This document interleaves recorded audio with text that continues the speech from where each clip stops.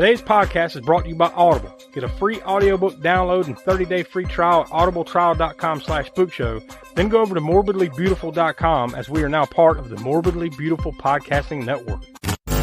It has been established that persons who have recently died have been returning to life and committing acts of murder. Have you checked the children? I want to play a game.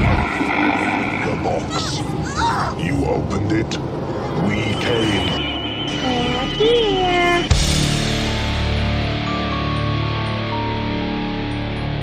This is the All-American Spookshow.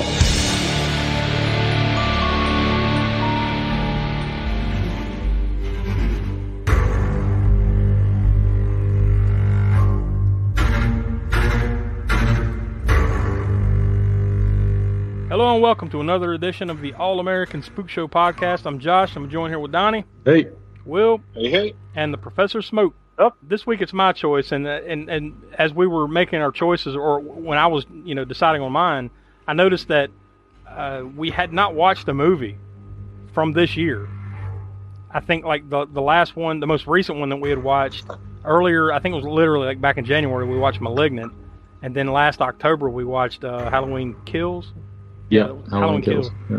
So those were like the most recent releases that we had watched. So it's been a while. So I decided to go with something really recent, literally released this month, back at the beginning of August. So I chose Prey, sequel, prequel, however you want to frame it, of the Predator franchise. So we'll be getting into that today.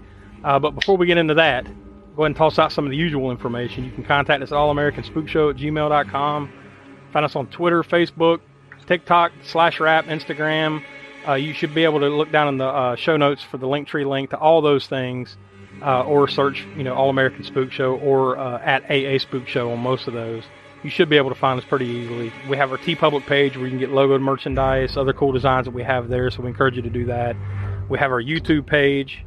Once again, the link is down in the Linktree down below, where we have, we've kind of shook things up a little bit over there. We had been for the last year or so doing Deadline Horror News live every Wednesday night, but we stopped doing that. We still go live. Like, matter of fact, we went live a week or two ago over on the channel. So we're still going to do live streams. It just won't be every week anymore.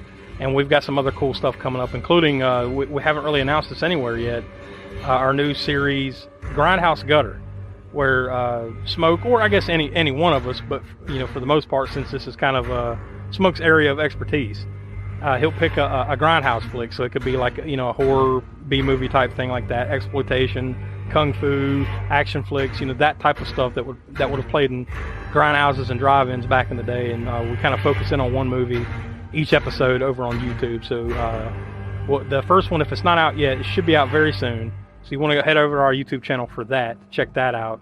And of course, every month over on our Patreon, which is patreon.com/AASpookshow. We have Crapsterpiece Theater. We have our video minisode once a month. That is basically the Library of the Professor, and we update some other stuff going on there. So you don't want to miss any of that. We also, since I mentioned it, patreon.com/AASpookshow, want to give a shout out to a few people that have joined up recently. We have the Hero Movie Podcast. We have user Stacy. We have our good friend Gordon Shumway over there. Austin Trunick, author of the Canon Film, Canon Film Guide. I almost blanked on the name of the book. Jesus Christ. And one of our newest patrons is Raymond Torres.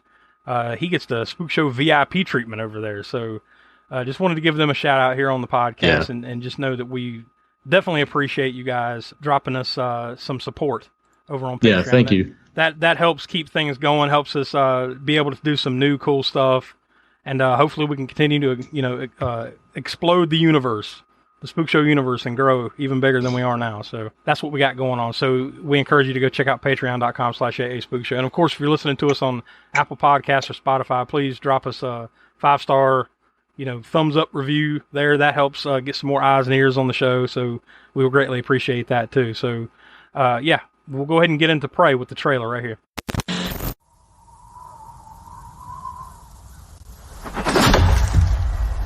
Why do you want to hunt? Because you all think that I can't. I saw a sign in the sky. I'm ready. Mao'Nita.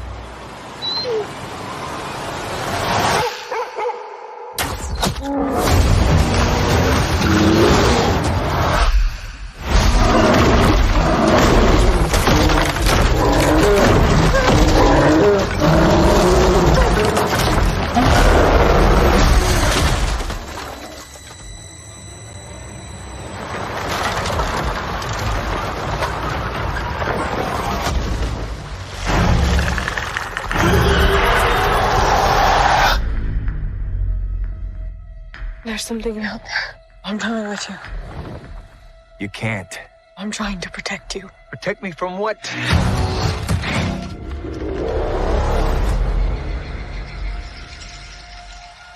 It's time.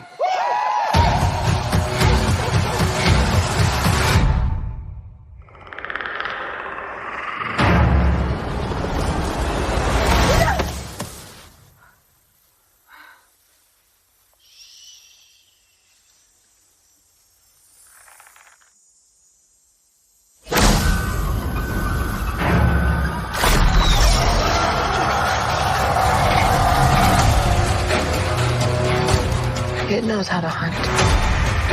I know how to survive.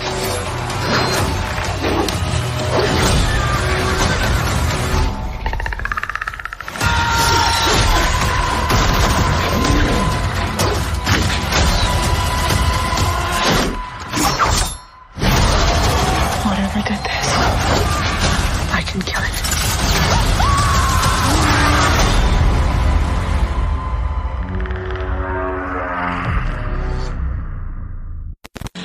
All right, so there you go. That's the trailer for Prey, which was a Hulu exclusive here in the U.S. I think it was like played on Disney Plus and internationally.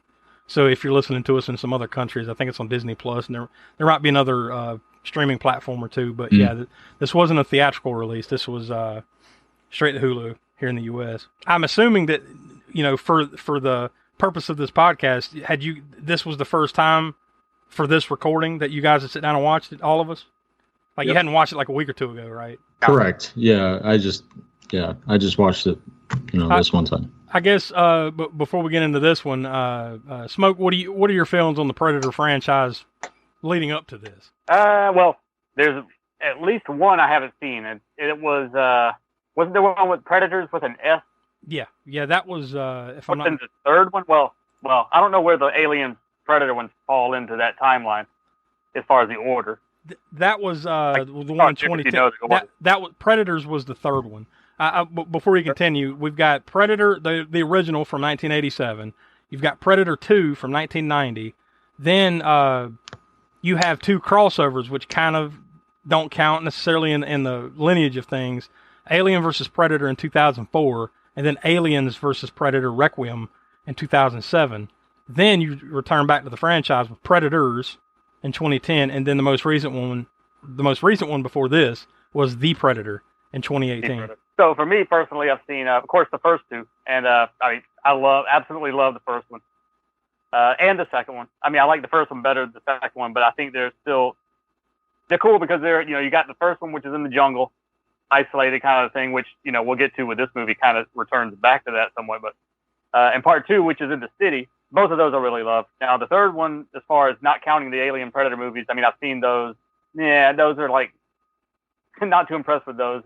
They were okay in some scenes or whatever, but, if we're getting back to the franchise, I have not seen Predators with the S on there. I think that was Adrian Brody, right, was in that one, though, I believe? Yep. That one I haven't seen. And the Predator we saw in the theater when it came out, and it was a somewhat fun popcorn movie. It had its moments, but I didn't like it as much as the more isolated setting of the first movie, or even the city setting with Danny Glover in the second movie. This one, I think maybe I like it more when it's just like a single or individual predator, not so much when it's a whole grouping of predators and stuff. So yeah, it was okay. Not that impressed with the Predator though. So that's where I stand with the prior movies. How about y'all? Will, what's your? Have you seen all these or? I want to say, yeah, probably. I've seen just about all of these at one point or another. Now, can I recall anything from any of them? Probably not. Other than maybe the first, definitely the first one. I think everybody remembers definitely that one. the first one. Yeah. Main thing I remember from the second one is the fact that Danny Glover was in it. But I'm pretty sure I saw that not too long after it came out, like after it came to VHS, and that's probably the last time I saw it. I love. So that kind of tells you how long that's been. I love the second one. Is a dystopian Los Angeles in the year 1997. It's like, man, like this movie came out in 1990. They only went 7 years in the future, but like that, Los Angeles went to complete shit in 7 years. Well, I mean, like, it's like it is crazy. I mean, you just have to. You mean it was like Los Angeles 2022 even? Yeah, like no, like even today it's not as bad as this. It's like fucking crazy. Yeah. It's like Demolition Man, you know, like, but at least that was like a little bit further in the future. What hobby did they get? You talking about like in Demolition Man, where they're yeah. Taco Bell won the restaurant wars, and and you got to use the 3 seashells. Yeah, yeah. That speaking of which, that is definitely one we need to get on like Cult Corner or something. Oh yeah, I love Demolition Man. Yeah. Anyways, Donnie, what about you? What like? Prior to this, have you seen all of these? Or I missed Predators with Adrian Brody. I don't think I've seen that. I haven't seen it since it came out. Because I want to say I went to the theater and saw that. If not, I saw it right after it came out.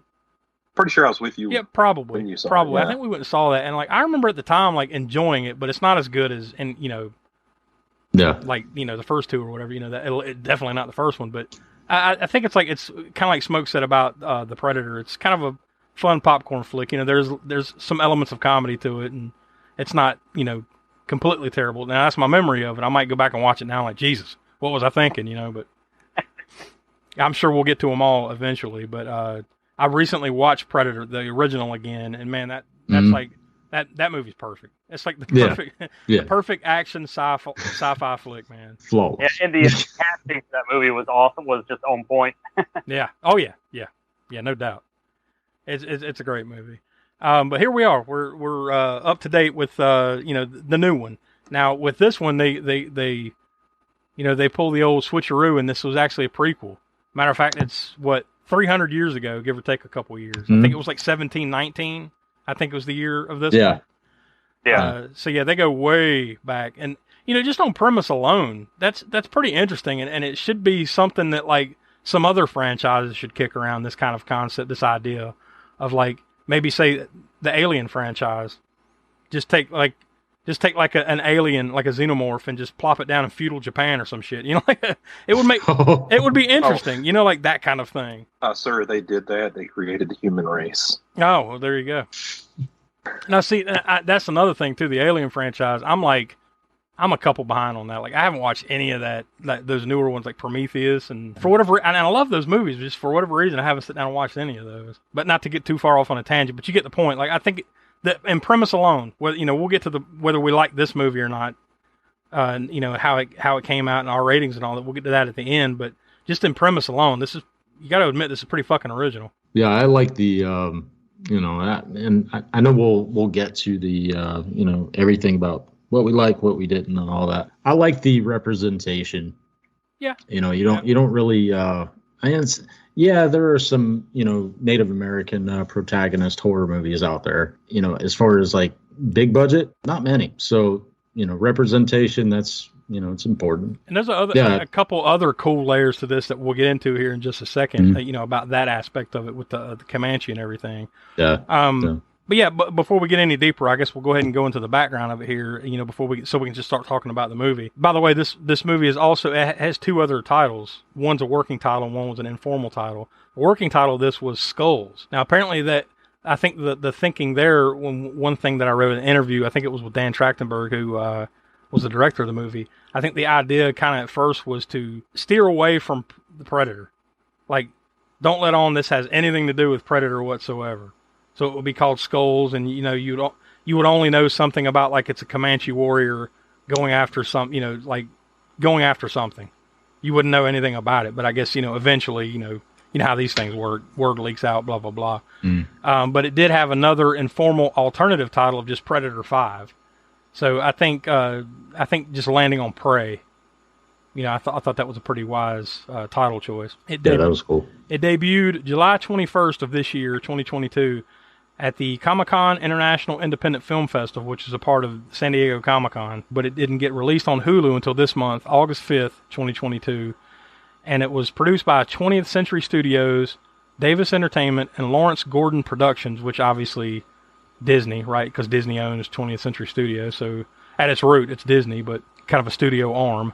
And it was distributed by Hulu here in the U.S. I think it had another distributor too, internationally, but here in the U.S., Hulu. Of course, it's rated R. Total runtime of 1 hour, 39 minutes. On IMDb, it's listed as an action/adventure/drama. Found it funny they didn't put the word horror in there anywhere, but it's not a straightforward horror movie, but there are horror elements to it, I guess. Yeah. So there is that. It was filmed around Calgary, Alberta, Canada, from February 16th to September 13th of 2021. So well over a year ago. I would imagine from February to September, there must have been a couple of delays in there, maybe due to COVID and stuff like that, because that seems like a long time period. Yeah, that's like an 8-month.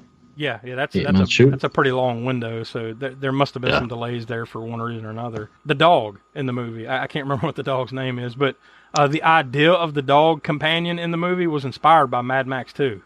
So one little random thing I saw that Sorry, that was interesting. I think, or Sari, or the name of the dog. I don't even Sadi? remember. I don't even remember seeing it anywhere.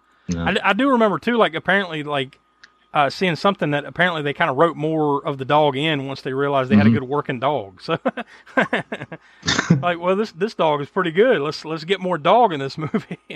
But I found it interesting though that the whole concept of the dog even being there, like the dog companion, was from Mad Max 2. But getting back to the Comanche part of it, the whole cast went back afterwards, I guess, and dubbed the movie in Comanche language, which you can go on Hulu and I guess Disney Plus overseas and watch the Comanche language version if you want to.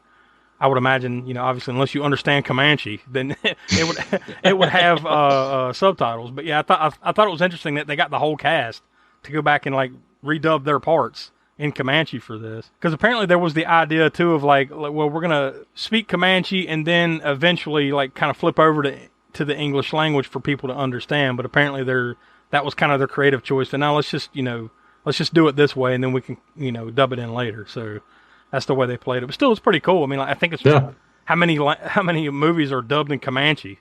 So that's pretty cool, right? Absolutely. The only thing is, I wonder if they because the dialogue, one thing that kind of is weird about the dialogue is that they're it's back in 1715, 1719, whatever, but the way they speak in English anyways is very modern. Oh, yeah. As far as so I'm wondering if the dubbing language correct to the time period, or did they just dub what they were speaking in English, you know what I mean? Well, then there is that little bit of the fact that, I think they say they're in the Great Northern Plains here, and apparently the Comanche weren't up there. That's true. If you were being realistic, yeah. they were more of down in New Mexico and stuff, right? Down in that kind of general vicinity. So then there is that aspect of it. Yeah. Well, we'll just brush over that. But either way, I think once again, this is getting into something that we can get more into later. But I think it was the look of it, and it was well shot and everything too. It was pretty. We were commenting on it when I was watching it that. I don't know why they didn't release this in the theaters, really. I mean, because they could have. Production value was good enough that it could have been in theaters. But. You would think they got to be kicking themselves in the ass a little bit on that one, because the next point that I have, this turned out to be the most watched premiere of any movie or television series in Hulu history. So this thing has been wildly successful for Hulu, and and I'm sure that there's a measure of success there for them. But yeah, you would have to think. With the, I haven't heard really almost anything negative about it coming in, before I watched it. And after seeing it, yeah, you'd have to agree that on some level, they got to be kicking themselves in the nuts. Damn it, we should have put this out in theaters. Hopefully it's drove enough people to subscribe, at least to, help pay for the movie. I mean, I'm sure it did.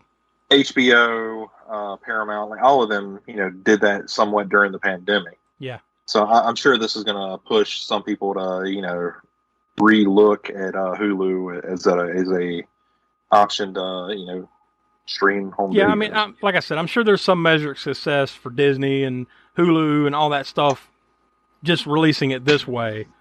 We just don't see the numbers for that like we do for theater box office numbers, but I'm sure they're getting paid either way. I'm sure they're not crying that hard about it. It just seems like Smoke said that there could have been something there. I bet you anything just based on this success, how much you want to bet it does get some small window of theater release at some point. Be released a little bit later, yeah. Yeah. Maybe. It was directed by Dan Trachtenberg, who would best be known from 10 Cloverfield Lane. He also did a couple episodes of, or I think one episode of Black Mirror. And he did, I want to say if it wasn't the first, it was one of the first episodes of The Boys, that series on Amazon Prime. He directed one of those. Before all this, though, he was known as one of the hosts of the Totally Rad Show podcast, which apparently was a very highly successful podcast back in kind of the early days of, podcasting, like 10 plus years ago. It was written by Patrick Asen, who would best be known from that series that was on Fox, Wayward Pines. And it was a story by Dan Trachtenberg and Patrick Asen, but it was obviously based on characters by Jim and John Thomas, the brothers that wrote the first Predator movie. It stars Amber Midthunder as Naru. Other than this, she would. I'm sure her star is going to shoot to the roof after this. But she was in the FX series Legion, that series Roswell, New Mexico. She had a good long run on that. That's probably where most people would recognize her most from before this. Dakota Beavers as Tabe. This is his first project. That's the dude that plays her brother. This was the first thing that this dude's been in. And let's see, Dane DeLagro as the Predator. He had some smaller parts in American Horror Stories. There was a Netflix series called Sweet Home. He was in that. So really, as far as the cast, I mean, that's your main cast right there. Of course, there's other people that, come in and out, and they're all victims of the Predator, so to speak. But that's your main core cast right there. Anything else you guys wanted to add before we dive into it? First, they used a lot of practical effects in this. Mm-hmm. But the one thing that I watched that I thought was kind of interesting about that is anytime that the guy that was in the Predator suit was fighting, if he's ever looking directly at somebody, that means that the actor is looking straight at the ground. He could not see anything that he was doing. And honestly, he couldn't even hear anything that was going on, with the exception of an earpiece in his ear. Wow. Because there were so many motors and so much stuff around his eyes and ears. For the most part, he was flying blind through a good majority of the movie. Well, luckily, he didn't have any dialogue, right? So it's just more of an emoting type of thing. And then this, it's just kind of funny how often it's used. The Wilhelm scream is in this movie as well. Oh God! Of course. Oh, yeah. Before we get too far into it, I guess too is like Donnie was saying, it's good to see Native American themes back in a horror movie because you don't get too much of that. No. Not just horror, but movies in general, but especially horror. Like the ones I can think of, the last one I can think of, and it was a sucky movie, was The Darkness that had Kevin Bacon in it. I don't know if y'all saw that in the theater. And I was hoping for it because, like I said, I love stuff like the Manitou, Wolfen, played around with Native American folklore and themes and stuff.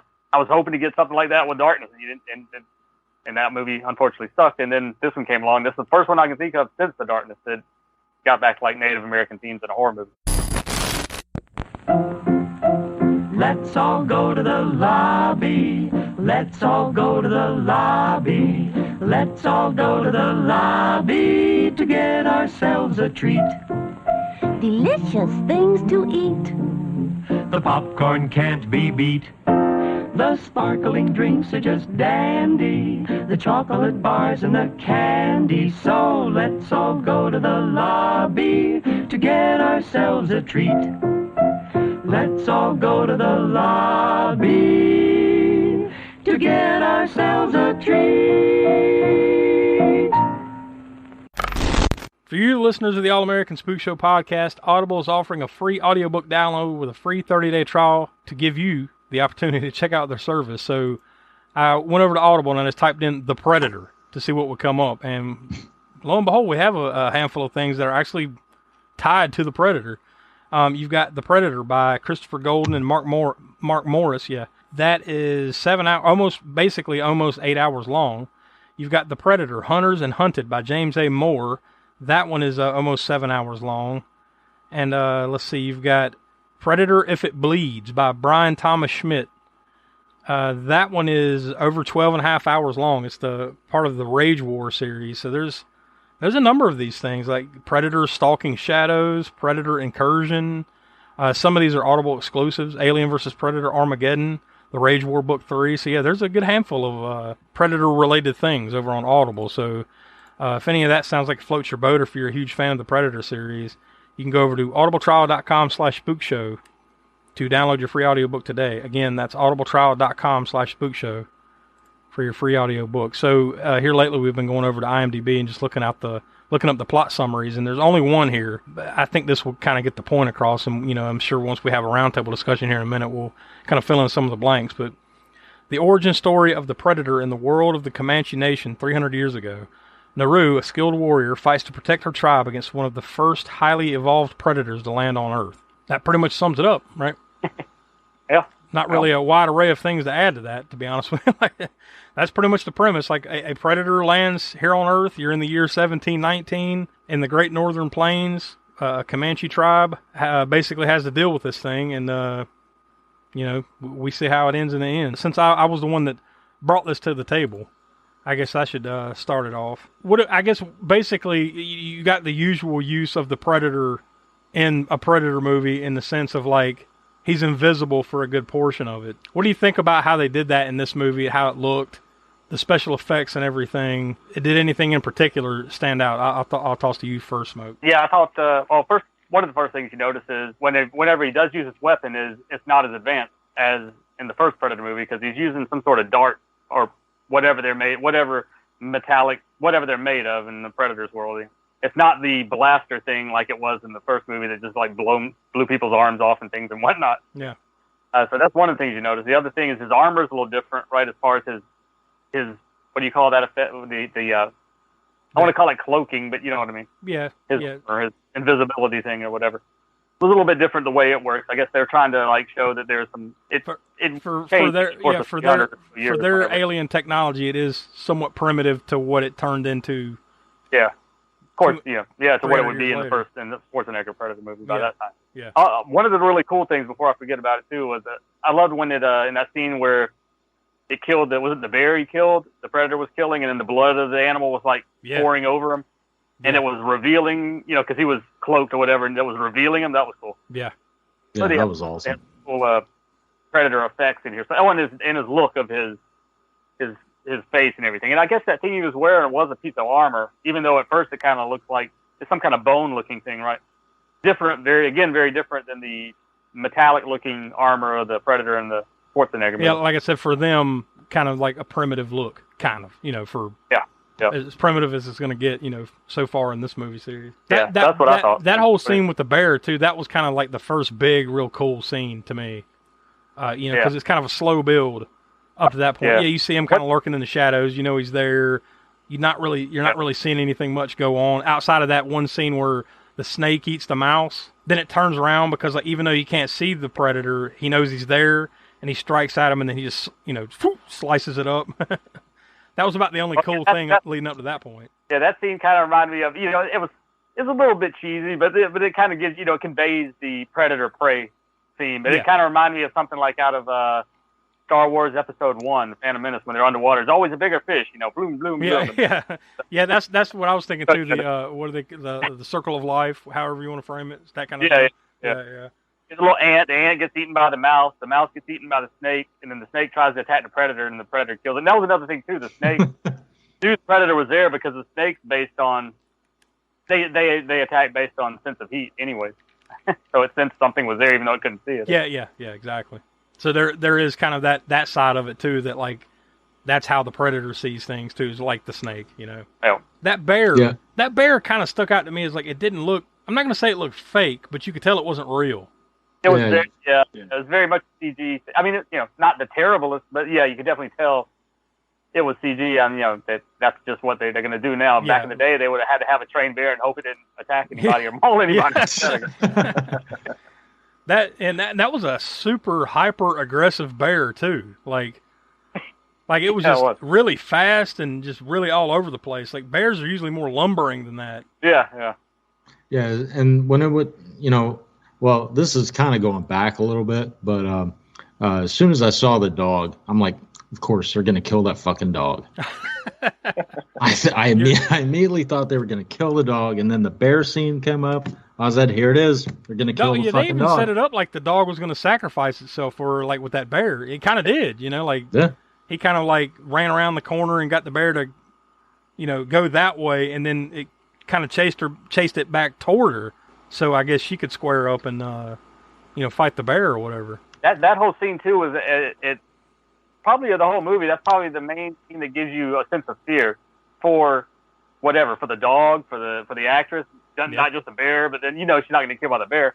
But the predator, when she was when the predator discovered the bear, and then they're fighting, and then the predator knew she was there, kind of thing. You got a little bit of a fear, kind of like you did in the first Predator movie when it was stalking everybody in that one. Yeah. But for the rest of the movie, there really wasn't any of that level of horror, or I guess you'd say that horror element of being fearful for the character or whatever. The rest of it was more action-oriented and everything. Yeah. But that's really before she knew what the hell was going on. You know what I mean? Yeah. Like, I think once she kind of got a grasp of, all right, this thing is real. It's something I don't know what it is, but I'm going to fight this fucking thing. Up to that point, she wasn't really...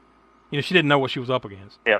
Well, and also, like she was the only one throughout the movie that was, paying attention to things. So, kind of going back to what Smoke said about, the fear through the rest of the movie. I mean, it looked like she picked up pretty quickly, like this is for lack of a better word, a predator. And if it's not, going after something to eat it, which, clearly it wasn't, it's not going to chase anything that's not worth. Well, now that that whole thing, you're right, and that whole thing's been a theme since day one with the Predator series. Basically, if you don't have a weapon, he's not going to mess with you. As soon as it's not entirely true. There have been moments throughout the series probably where he took somebody out just because they were at the wrong place at the wrong time, kind of thing. But like for the most part, they've always set it up like basically if you've got a weapon, he's going to take you out. But if you don't have a weapon, he's probably going to ignore you because you're not a threat.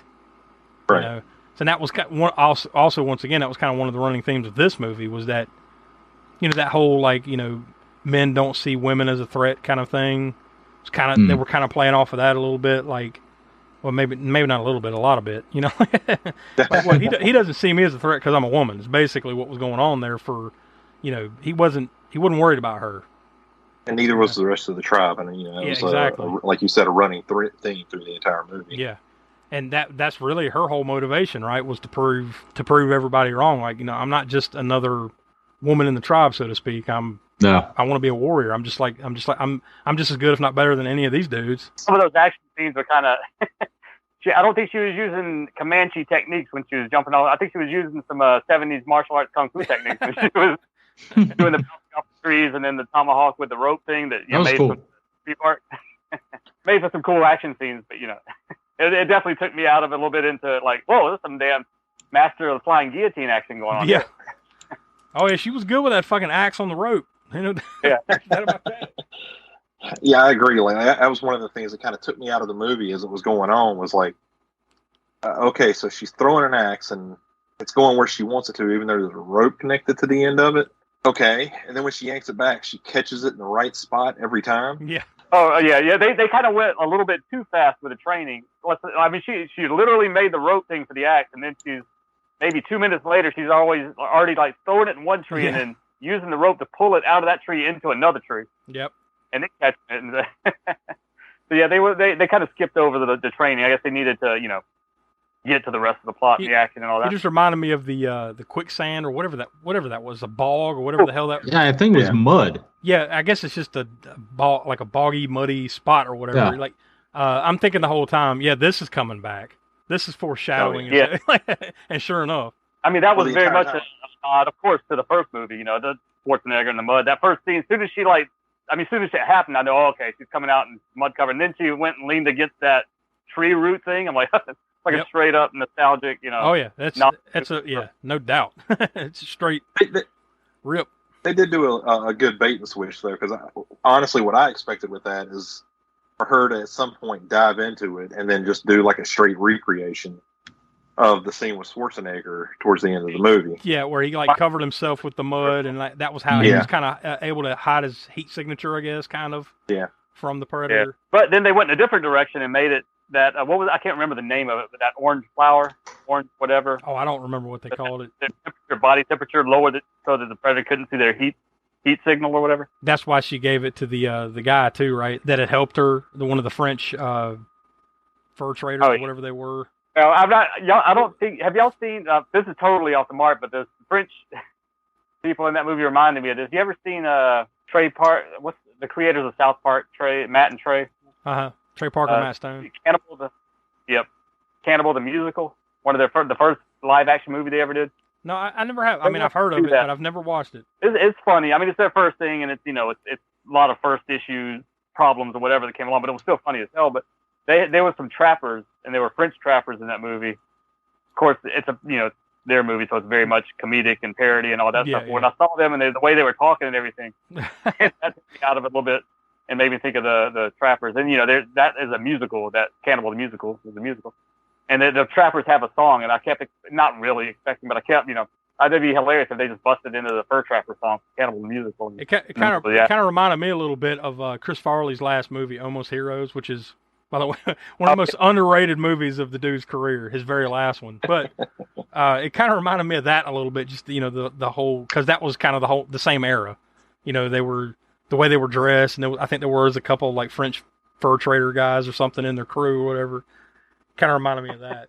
But why is it always fur traders? I don't know. Yeah, three movies now. I don't know. But that whole scene though, getting back to Prey, that whole scene with where the Predator just lays waste to all those guys, dude, that's one of the best. Other than maybe the final battle. Final battle. That's one of the best scenes in the movie. That where you had him in the chokehold. Yeah. Chokehold and then the shield decapitation. Oh yeah, just awesome. Everything he was doing there, like all the weapons he's deploying and just laying them, left and right, laying them to waste. I would say if there was ever a funny part, it would be when they shot him with those muskets. Yeah. Yeah. And then they kind of sit there for a minute and a half and reload. Yeah. I don't know that when he sets off those little, for lack of knowing what the hell those things are, those little spaceships that float in front of the guys, and then they just basically cuts everybody in half. That was pretty. Or was funny. it a phantasm orb? Yeah. Phantasm. No, not quite. But I was thinking more of the little alien spaceships from Batteries Not Included. Oh yeah. They come floating up and then just killer lasers that just cut everybody in half. But I was also sitting there thinking, that's kind of the way you would react to something like that if you had no fucking idea what this thing is in front of you. You know what I mean? This is the year 1719. They've got no frame of reference for anything even close to this. So that would basically probably be your reaction to it. Would just be staring at it, not running, just staring at it, what the fuck? And then... And I did think that one scene was perfect because pretty much everybody's just sitting there, but one guy's like, I don't know about this. Yeah, it was the big dude with the beard, right? I think he's the one that he skadooded out of there. That was about that whole scene was what it was almost like it was a post-apocalyptic sense to that scene. I don't know why the trees. It was was it a forest fire going on? I mean, there was things floating around. It's all gray and yeah. I don't know. What did I miss there? I'm kind of thinking back on that now. Did I miss something? What was burning? Was it just? Yeah, I thought, man, was there a fire going on in the forest? I mean, there was no fire, but it looked like some sort of. I don't know if it's supposed to be fog. I don't know. It was an oddly look. It looked cool though because Predator's got his invisibility cloak thing on, and then the embers are hitting it, so you can. It's almost like you could see a side of them or something. But wasn't it because it looked like a barren, burnt out wasteland. It looked like maybe it was maybe a forest fire or something, and then but it's never really.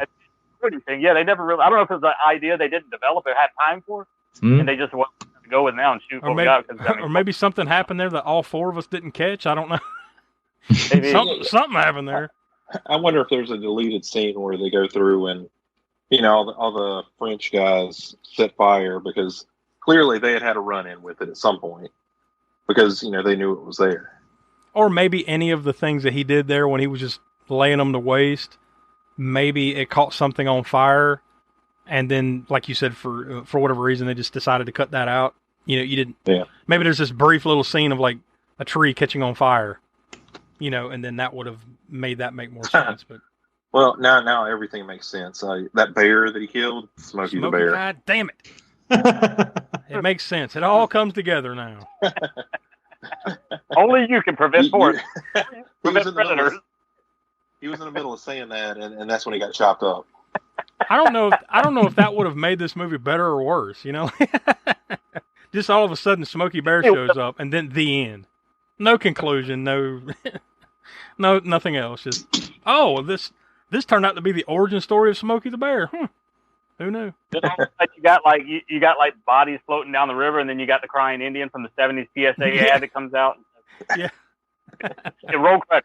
I felt though that whole scene with where he's just laying all those dudes out, that was one of the best ones. But I guess really it all culminates up to Naru's final battle with the Predator after he takes out her brother Tabe, and then that's when she flips the switch, right? She turns her hat around backwards. And she felt like a truck. And then she felt like a machine, is what you're saying. Yeah. Feel like a truck. So what'd you guys think of this whole final battle? Like how it played out? I mean, is it what you expected? Not better than you expected? Worse? What do you think? I mean, like just the way that whole final battle with the Predator. And you know what? Maybe it's me, but I did not really expect anything really because I never watched the trailer. I went in cold. So, but still, I thought it was cool. Even as you're watching the movie, you knew going in cold, right? Even that you still had to know once you started it, like, all right, this is going to culminate with him and her having that final battle. Mm. You knew that much at least. Plus, the way that they,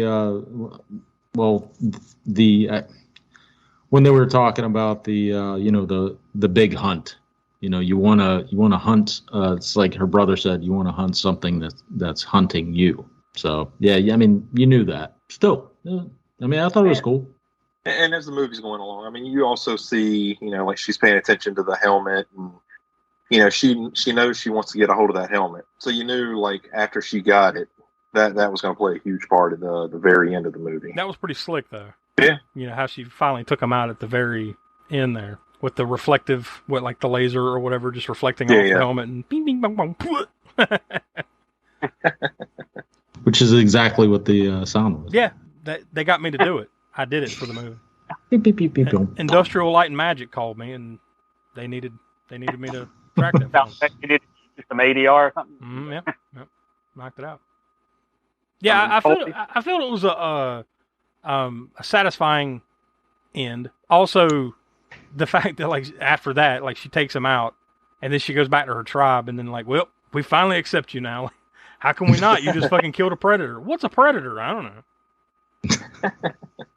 The only thing as far as the ending that to go back and comparing it to the original or whatever, there wasn't that again like what I talked about the sense of fear earlier in the movie. Whenever she was the bear in the bear situation and then the predator, there wasn't any real fear at the end that she was gonna not ever make it. You know what I mean? There was True.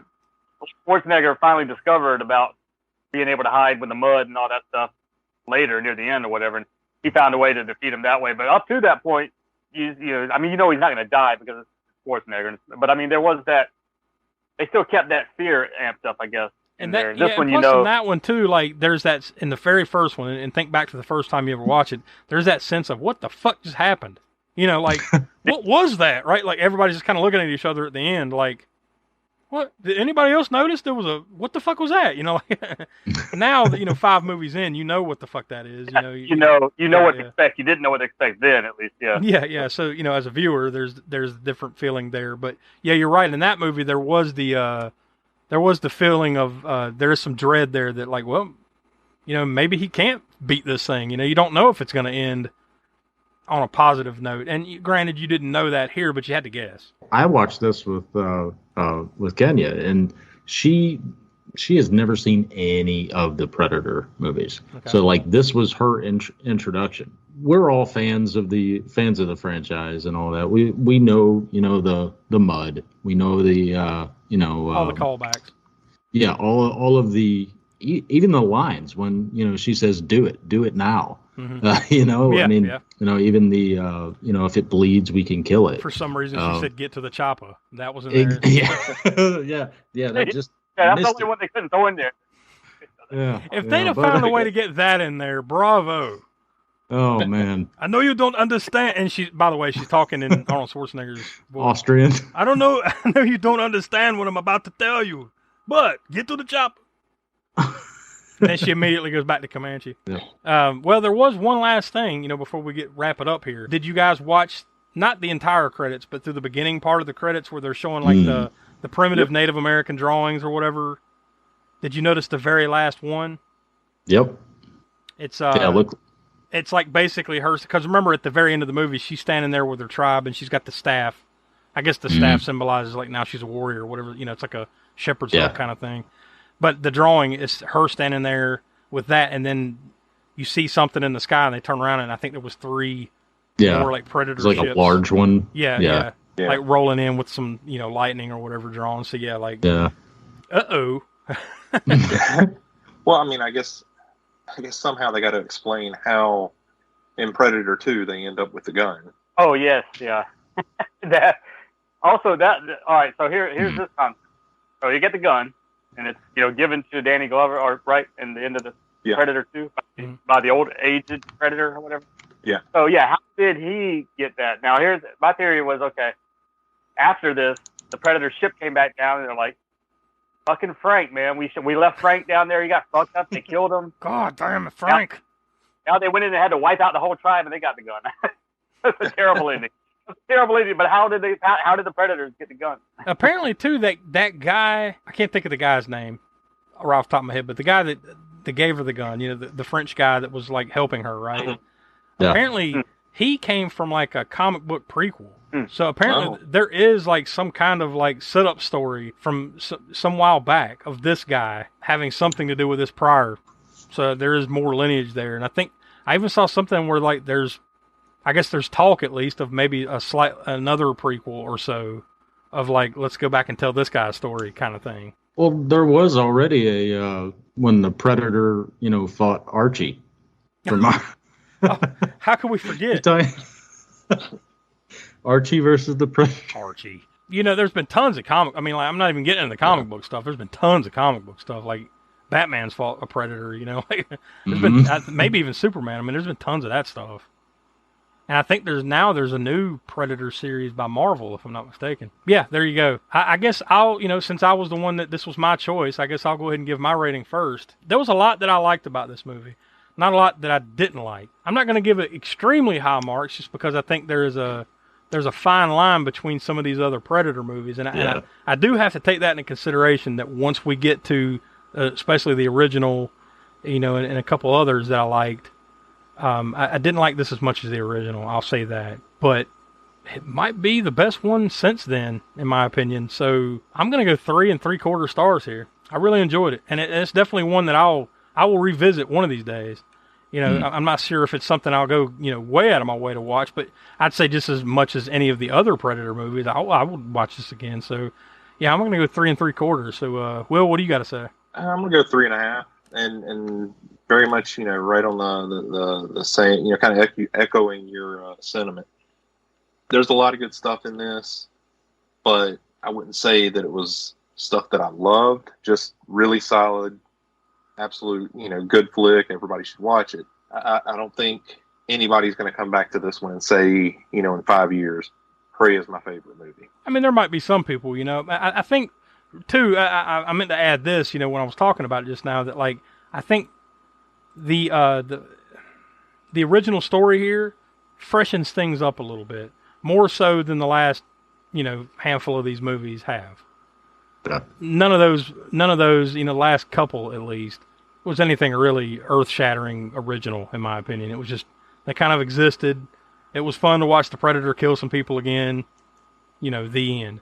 This one felt like a new, fresh perspective to me. So, like, I think it gets a few extra bonus points or so, at least a half a star or so for me on that. But Donnie, what do you think? I mean, I had mentioned previously about, the Native American representation. I'm a big fan of that. I really like that. We've discussed as well as, it's been noted that practical effects, I have a huge soft spot for practical effects, as we all do. It was violent, but, also paced well. And, I would echo your sentiments. There was a lot I liked about it, and not really a whole lot that I didn't like. There was some of the time period little inconsistencies here and there, but is it something I'm gonna take it away from it for that?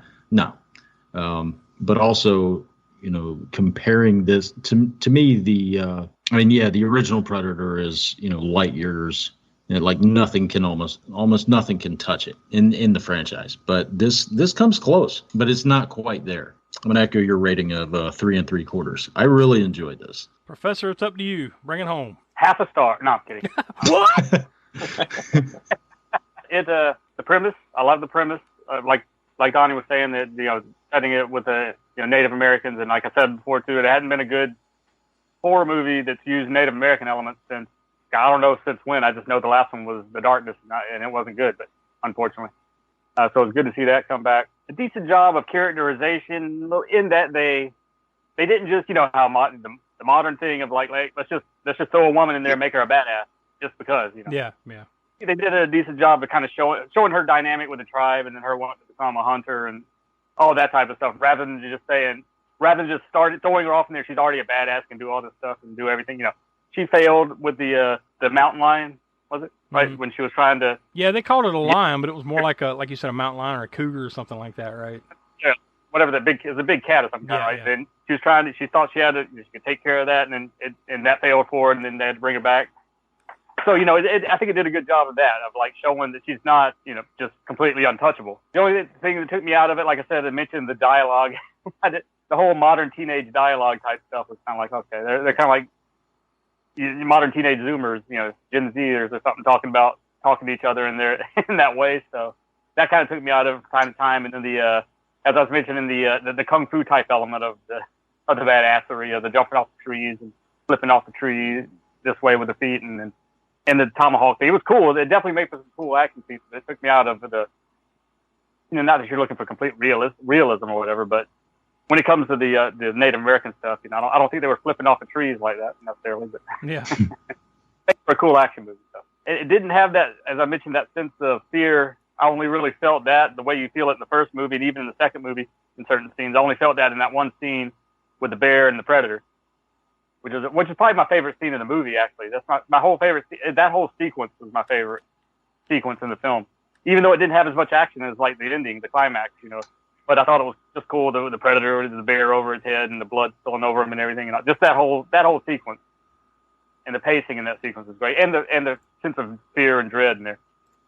Unfortunately, that didn't carry over to the rest of the movie for me as far as that fear, sense, and dread. But overall, it was enjoyable. I wouldn't mind seeing this in the theater. Like I said, maybe they'll re-release it or something. That's one thing I was going to mention earlier too, was that I hope this isn't necessarily and it probably is to a certain degree, a portent, bad omen, whatever you want to call it, of the future of films being released. Because we had COVID that really kicked it off with the streaming services, movies just going straight to streaming services. But I definitely see more of that happening even with big movies, and to where eventually, probably not too far down the road, where the theatrical experience will almost be like a niche market almost. Yeah. I have a feeling we're heading down that road. I think you're right. Yeah, I enjoyed it for what it was, and if I were to place this, let's say in the what I've seen of the Predator franchise, which is pretty much all except for Predator, I'd rank the first movie, of course, my favorite, then the second one, then probably this one, then the Predator, and then whichever. The Alien Predator movies, they're all discombobulated in my head. That's its own thing over there. Those are like those are the redheaded stepchildren, so to speak. Yeah. So all in all, I would give. I think I'm going to give it. I'll give it 2 3/4, and that's not a terrible rating. It's just not the greatest, but not terrible. Of course, I'd watch it again. Like I said, if it comes out in the theater, I would love to see it in the theater. Yeah. Again. So just some of the things that took me out of it, like the dialogue. Not that I'm taking too many stars off for that or anything, but I thought they could have done better with the fear, the sense of fear and dread and horror aspect of it, like they did in the first movie and even the second movie to a certain degree. It's just that first movie is untouchable, and the second movie I really love a lot too. So that's where I stand with, I guess, 2 3/4. Well, there you go. That's Prey. Now to wrap that part up, with that rating, the consensus score for all 4 of us is 3.44. So 3.4 stars. Pretty good. Out of 5 is that's up on the higher end of the scale, I'd say, overall. So we highly recommend it. And I think the usual aggregates that we talk about, they agree. IMDb gives it 7.2 out of 10 stars. It has a Metascore on Metacritic of 71. Now that's out of a scale of 100, so 71's pretty good. And on Rotten Tomatoes, it is certified fresh on the tomato meter, 93% of critics. And the audience score is a little lower, but still pretty high, 77%. So I think overall, I think we generally agree with that. High marks. So and there has been talk that I saw of a sequel. I don't know if it'd be like a direct sequel to maybe that little breadcrumb that you saw there in the art credits. Yep. Maybe that has something to do with it. Who knows? But there has been talk of it. So I guess we'll see as time goes on. But Donnie, I guess before we wrap this up, we got a few more things left on the table. So we'll start with you.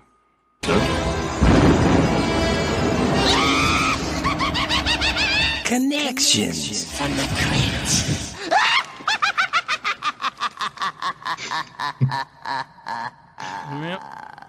Yeah. All right. So, we talked about it earlier as we went through the, kind of the main cast. There wasn't a large cast here, and they were mostly, within, with the exception of a few, most of them were relatively unknown. So there weren't really any cast connections that tied back to previous Spook Show episodes. No surprises. Yeah, but we, certainly have one major connection. Alec Gillis is part of the special effects crew. He also dates back to past Spook Show episodes. It from 2017, The Monster Squad, Annabelle Creation, The Nun, Trick or Treat from 1986. Oh, wow. And It Chapter 2. Didn't think I'd hear that one.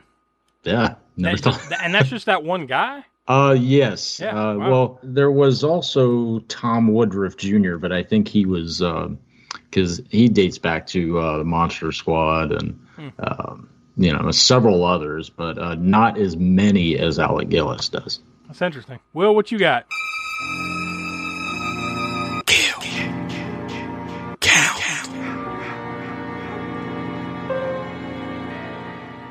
Well, we could play pretty loose with these numbers, but I came up with 32. You got the Indian guy that was, kind of mean to the girl throughout the movie.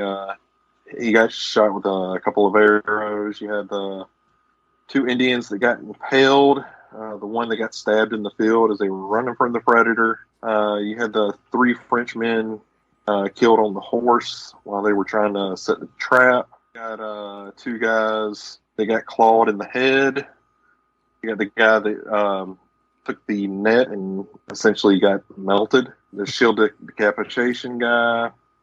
Oh, the four guys from the little quick kill montage of the Predator. You've got the French guy with the bullet ricochet. We're going to say 5 guys from the bombs out in the field. The girls kill montage, which I put down for 5 guys. The stabbed French guy without the leg, who eventually got it from the Predator. Her brother's death scene, where he eventually gets stabbed in the back. I called him the French leader, who had his legs chopped off and then decapitated from the Predator, and then finally the Predator with the arrow through his head.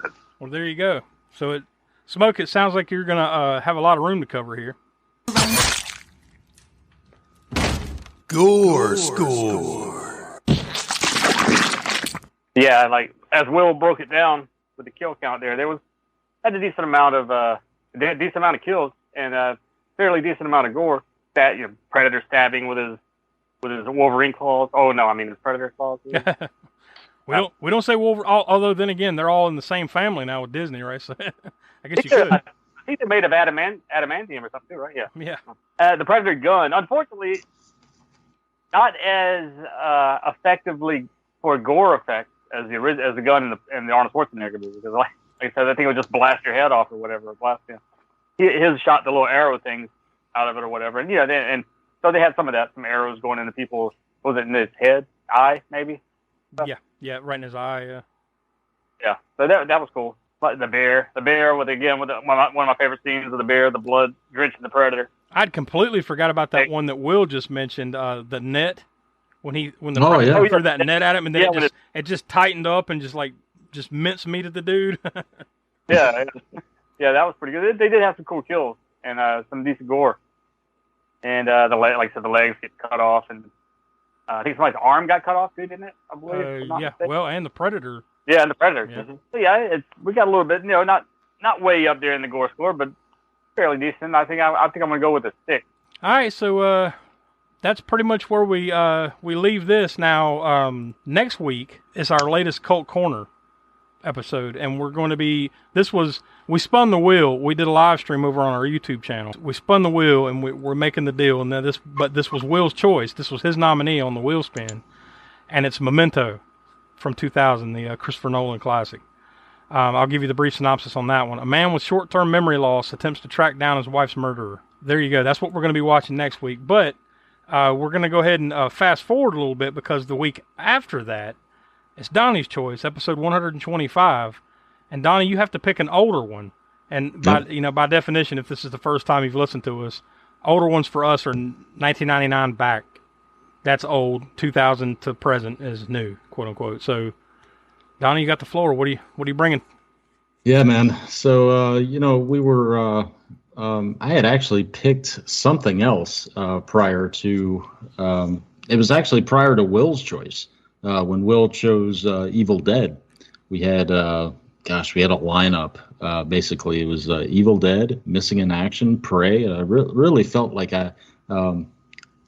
after he had chosen Evil Dead, and knowing that we had kind of something kind of brewing here with some of these titles, and Memento got thrown in there too. Yeah, with Memento as well. Really kind of felt like I had to step it up a little bit, so I think I did that. We are going with David Cronenberg's The Fly, 1986. Ooh. Hi. Yeah, we're going right for the jugular with some of these. Yeah. Getting some of these big ones out, and we got a couple of other big ones that we've been bandying about here in the month of October and beyond. So, yeah, we're right in the middle of it, and this streak's going to keep going, man. We're gonna ride it until we don't, because eventually somebody's going to pick one, or it's just the wheel spin's going to land on it, and it's going to be a stinker. But it's kind of gotten to the point where we're leaving the stinkers to the Crapster Theater. But every once in a while, every once in a while, summer camp, works its way in. You know what I mean? It's still going to happen. So, there's movies that none of us have seen before, and we might go and pick one of those, not realizing that it, again, like summer camp or hot chili. Yeah. Oh God. None of us have seen, so we can't really determine whether it's going to be a stinker or not until after we watch it. So sometimes you'll get a Crapster piece outside of Crapster piece. Yeah. Well, we've gotten pretty good at it. So yeah, there you go. So like I said, come back next week. We're going to kick off the month of September on Labor Day with episode 124, Memento from 2000. Then right after that, Donnie just announced the choice. We're going to watch The Fly from 1986. And then right after that, actually, the next week, episode 126, we're going to have an interview with Austin Trunick, author of the Canon Film Guide. Volume 2 just came out earlier this year. I think it was back in May. And we're going to have him on to discuss that and talk about some other things Canon related. So it's kind of a quote-unquote unofficial Canon fodder episode in a way when we talk to him on September 19th for episode 126. So lots of cool stuff. Like I said, like we've said to tons, leading up to this, lots of cool stuff leading into October. Because before you know it, the second annual Spookshow Awards will be upon us. So thanks for listening. Drop us a positive review, if you would, please, over on Apple Podcasts and Spotify or wherever else. That'll help us out, and we encourage you to go over to our YouTube channel, TeePublic, Patreon.com/Spookshow for Crapster Peace Theater, other cool stuff. The wheels are spinning. So until next time, for Will, Donnie, Professor Smoke, I'm Josh. We are the All-American Spook Show Podcast, and we will talk to you next week.